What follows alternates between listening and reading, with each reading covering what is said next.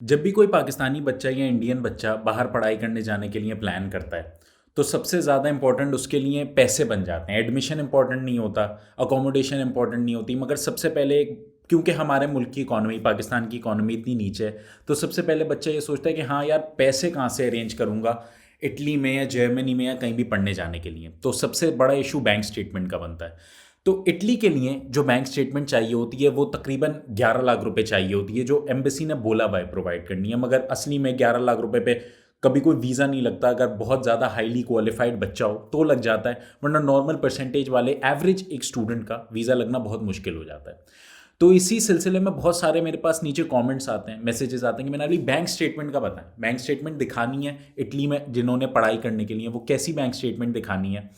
अ, कोई स्पॉन्सर कर सकता है, मामू चाया चाचा ताया की बैंक स्टेटमेंट दिखा सकते हैं। बैंक में पैसे कितने होने चाहिए मिनिमम कि हम सेफ हो जाएं कि हमारा वीज़ा लगेगा या नहीं, कितने टाइम तक वो पैसे रखे हुए होने चाहिए, और बहुत सारे तरीके के सवाल मुझे बैंक स्टेटमेंट्स के बारे में आते हैं। क्योंकि पिछले साल इटली ने बहुत ज़्यादा सख्त कर दी थी रिक्वायरमेंट्स अपनी बैंक स्टेटमेंट के लिए स्टूडेंट वीज़ा के, तो वो सवालों की तादाद और ज़्यादा बढ़ गई है। तो इस वीडियो में स्पेसिफिकली मैं स्टेप बाय स्टेप हर चीज़ एक्सप्लेन करूंगा, हर पार्ट बैंक स्टेटमेंट का एक्सप्लेन करूंगा if you want to study in Italy for the session of 2021। So casually keep diving into concrete. सबसे पहले किसी भी मुल्क से इटालियन एम्बेसी की ये रिक्वायरमेंट है कि हर बच्चे को जब वो इटालियन वीज़ा अप्लाई करने जा रहा हो तो उसके पास तकरीबन 1 साल तक के लिए पर मंथ के हिसाब से 460 यूरोस तकरीबन होने चाहिए। 459 यूरोस हैं, तो इसको हम 460 यूरो गिनेंगे, तो ये साल के बनते हैं कोई 6000 यूरो हर बच्चे के अकाउंट में। या हर बच्चा अगर अपने वालदेन का अकाउंट दिखा रहा है, किसी भी स्पॉन्सर का अकाउंट दिखा रहा है, उसके अकाउंट में मिनिमम, पाकिस्तानी अकाउंट में मिनिमम 6000 यूरोज़ होने चाहिए, जो कि पाकिस्तानी रफली इस टाइम 11 लाख रुपए बनेंगे, 12 लाख रुपए बन जाएंगे। तो ये मिनिमम रिक्वायरमेंट है, मगर जाहिर सी बात है इतनी कम बैंक स्टेटमेंट पे मुश्किल हो जाता है वीज़ा लगना, क्योंकि फिर वो लोग शक की निगाह से देखते हैं, वो बोलते हैं इसने डलवाए शायद इसी पर्पज़ के लिए और ये वहाँ जाके कुछ कर देगा। तो मैं जो अपने स्टूडेंट्स को बोलता हूँ कि उनके अकाउंट में तकरीबन 10,000 यूरो होने चाहिए, जो वो किसी मामू चाचा ताया से लेकर अपने अकाउंट में डलवा सकते हैं, या तो अपने पेरेंट्स के अकाउंट में डलवा सकते हैं। अच्छा, दूसरी बात, फिर स्टूडेंट मुझसे ये पूछता है कि हाँ सही, हम किसी से लेकर डलवा तो देंगे, मगर वो कितने टाइम के लिए डलवा सकते हैं, क्योंकि एम्बेसी की रिक्वायरमेंट है कि लास्ट 6 मंथ्स की आपको बैंक स्टेटमेंट मिनिमम दिखानी है, भले आप अपनी दिखा रहे हो या भले आप किसी और की दिखा रहे हो। अगर आप अपनी या अपने वालदेन की किसी भी स्टेटमेंट, किसी की भी बैंक स्टेटमेंट दिखा रहे हो, तो आपको लास्ट 6 मंथ्स की बैंक स्टेटमेंट दिखानी है। अब ज़रूरी नहीं है कि लास्ट 6 मंथ से उसमें वो पैसे पड़े हुए होने चाहिए। आप हो सकता है 1 महीने पहले डलवा दो, हो सकता है आप एक बिजनेसमैन हो, या हो सकता है आपके पापा के 3-4 बैंक अकाउंट्स हैं। आप एम्बेसी में ये बोल सकते हो, उन्हें एक्सप्लेन कर सकते हो, बोल सकते हो कि मेरे वाले साहब के इतने अकाउंट्स हैं, तो उन्होंने अब लास्ट 1 महीने पहले, पहली बात तो वो ये सवाल पूछते नहीं है। अगर वो ये सवाल पूछें तो आप उनसे बोल सकते हो कि नहीं, हमारे पास पैसे थे, हमारे पास प्रॉपर्टीज़ हैं। आप उनको प्रॉपर्टीज़ के डॉक्यूमेंट दिखा सकते हो, बोलते हैं हमने उनको लिक्विडेट करवाया है, या कोई और मीन्स है हमारे पास, या हमने कैसे भी करके आपको वो मिनिमम बैंक स्टेटमेंट, जो भी आप 6,000 यूरो की या 10,000 यूरो की या इससे भी ज़्यादा की, अपने बैंक अकाउंट में तकरीबन 1 महीने पहले डलवा लो। ये मेरे हिसाब से बिल्कुल सही टाइम होता है बैंक स्टेटमेंट बनाने का। अच्छा, अब मेन पॉइंट ये है कि एक साथ सारे पैसे डंप नहीं करवाने, ये सबसे इंपॉर्टेंट पॉइंट है। आपने एक साथ 20 लाख रुपए अपने बैंक अकाउंट में डलवा दिए तो आपका वीज़ा में वो लोग मसला करेंगे, तो उन्हें शक होगा कि नहीं यार, इसने किसी से लेकर डलवा लिए और इसके पास ये फाइनेंशियल मीन्स बिल्कुल भी नहीं है, और ये वहाँ जाके स्लिप ना हो जाएगा। तो आपको थोड़े थोड़े करके वो पैसे डलवाने, पहले 3-4 लाख, फिर 3-4 लाख, 1 महीने में ये पैसे डलवाना। और ज़रूरी नहीं है कि मैंने अगर 1 महीना बोल दिया तो आप 1 महीने पहले ही शुरू करो। 3-3, 4-4 लोग महीने पहले भी शुरू कर देते हैं, और वो आराम आराम से 2-2, 3-3 लाख हर हफ्ते, हर 2 हफ्ते बाद डलवाते रहते हैं, और जब तक वीज़ा इंटरव्यू उनका डेट आता है तब तक उनके वो 11 लाख 12 लाख रुपए हो जाते हैं। मगर फिर से थोड़ी ज़्यादा स्टेटमेंट हमेशा रिक्वायरमेंट के हिसाब से दिखानी चाहिए। अच्छा, अब ये स्टेटमेंट बहुत सारे बच्चे बोलते हैं कि नहीं, ज़रूरी है कि हम अपनी स्टेटमेंट दिखाएं।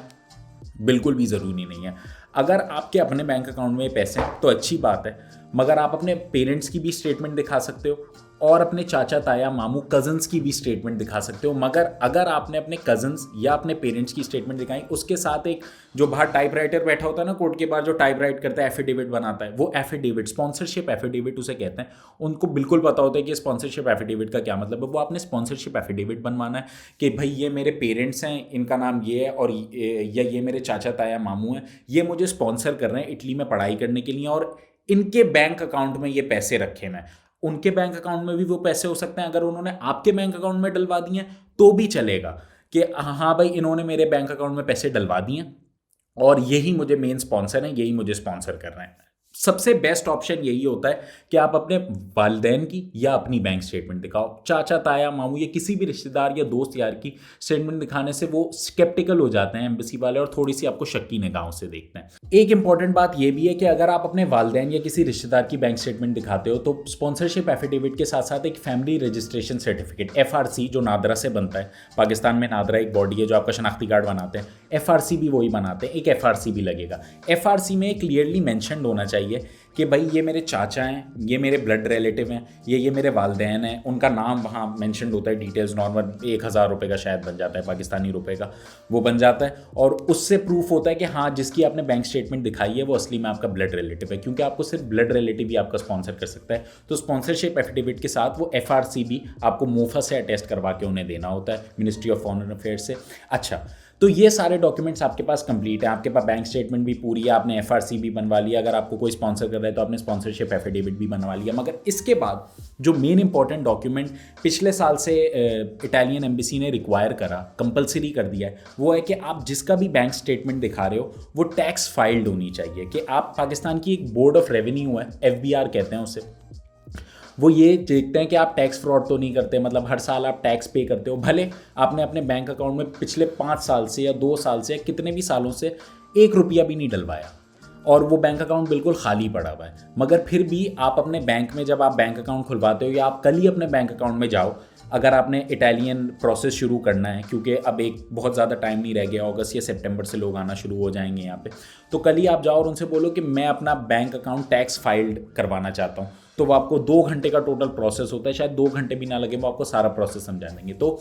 ज़रूरी नहीं है कि आपने हर साल टैक्स पे करो, क्योंकि बहुत सारे बिजनेसमैन होते हैं पाकिस्तान में जो नॉर्मल स्मॉल बिजनेसेस ओनर जो होते हैं और वो टैक्स फाइलर्स नहीं होते, वो कैश पे उनका सारा बिजनेस होता है। मगर इटालियन एम्बेसी ने पिछले साल से ही रिक्वायरमेंट कर दी थी 2020 से कि जो भी आप बैंक स्टेटमेंट दिखाओगे वो टैक्स फाइल्ड होनी चाहिए, आपको मिनिमम 1 से 2 साल की टैक्स स्लिप्स उन्हें अपने साथ दिखानी है। ऐसी बात नहीं है कि पिछले साल वीज़as नहीं लगे बगैर टैक्स स्लिप दिखाए हुए, बहुत सारे वीज़as लगे, मगर इसका मतलब ये नहीं है कि आप रिस्क लो, क्योंकि ये मेन एम्बेसी की वेबसाइट पे आप जाके रिक्वायरमेंट्स चेक कर सकते हो, ये रिक्वायरमेंट्स लिखी हुई हैं। तो आपको ज़रूर एक टैक्स फाइलर होना चाहिए, भले आपका चाचा आपको स्पॉन्सर कर रहे हैं, आपके वालिदैन आपको स्पॉन्सर कर रहे हैं, या खुद आप अपना खर्चा खुद ही उठा रहे हो और अपनी बैंक स्टेटमेंट दिखा रहे हो, आपका बैंक की जो स्टेटमेंट होएगी वो एक टैक्स फाइलर की स्टेटमेंट होनी चाहिए। टैक्स फाइल आपको 2 स्लिप्स मिनिमम या 1 स्लिप मिनिमम लेकर जानी है, मतलब 1 साल का टैक्स फाइल होना चाहिए। अब आप लोग ये सोचोगे कि अगस्त और सितंबर में तो क्लासेस शुरू हो जाएंगी, तो मतलब 6-7 महीने रह गए हैं, तो आप कल ही जा सकते हो अपने बैंक अकाउंट, और इंशाल्लाह आप लोगों को अगस्त तक 1 साल की स्लिप मिल जाएगी, क्योंकि एक उनकी रिक्वायरमेंट होती है, वो बैंक वालों को ज़्यादा पता होता है कि 6-8 महीने बाद अपनी आप स्टेटमेंट फाइल कर सकते हो कम से कम, और आपको वो एक स्लिप मिल जाती है। तो ये स्लिप आपको ज़रूर लेकर जानी है। अगर आपके पास ये स्लिप नहीं हुई या 6000 यूरो की अगर आपके पास मिनिमम बैंक स्टेटमेंट नहीं है, तो वो तो आपकी एप्लीकेशन कंसिडर नहीं करेंगे। मगर दूसरा उनकी मेन रिक्वायरमेंट ये भी है कि FBR क्लियर्ड, आपकी टैक्स क्लियर्ड बैंक स्टेटमेंट होनी चाहिए। आप लोग एक टैक्स पेयर होने चाहिए, क्योंकि ये लोग यूरोपियंस बहुत इस बात को देखते हैं कि जो बंदा हमारे मुल्क में आ रहा है वो टैक्स पेयर तो है ना, वो टैक्स तो पे करता है ना। और ये कोई रॉकेट साइंस नहीं है, आप कल ही अपने बैंक में जा सकते हो और उनसे सिंपल प्रोसेस आसानी से सीख सकते हो। अगर आपके वालिदैन या जो भी आपका स्पॉन्सर है आप खुद ऑलरेडी टैक्स फाइलर हो तो बहुत अच्छी बात है। कोई इसमें मतलब आपने भले पिछले 2 साल से 1 रुपया भी अपने बैंक अकाउंट में डलवाया और अचानक से 1 महीना पहले आप 20 लाख रुपए उसमें डलवा दो, जैसे मैंने बताया वैसे, वो आपसे ये नहीं बोलेंगे कि इस 20 लाख का भी टैक्स दिखाओ, वो आपसे वो बस ये बोलेंगे कि अगर आपके पास बैंक अकाउंट है वो पिछले 2 साल पुराना है या पिछले 1 साल पुराना है, उसकी आप टैक्स स्लिप प्लीज़ ला के दे दें कि हमें कंफर्म हो जाए कि आप एक टैक्स पेइंग सिटीजन हैं नॉर्मल पाकिस्तान के। और फिर वो इंटरव्यू के टाइम आपसे वो स्लिप्स मांगते हैं, या अगर नहीं भी मांगते तो आप उन्हें दे देते हो। वो आपसे पूछते हैं कि आपका स्पॉन्सर कौन है। इसकी मैं इंटरव्यू के बारे में एक वीडियो बना दूंगा, तो अगर आप लोगों ने सब्सक्राइब नहीं किया तो प्लीज़ कंसिडर सब्सक्राइबिंग। ताकि मैं और वीडियोस इसी के बारे में अपलोड करता जाऊं। और अगर आप लोगों के पास कोई और सवाल हैं तो put them down in the comment section below. तो आई सपोज फिर आज के लिए इतना ही, तो कल मिलते हैं ना। Peace out. So casually keep diving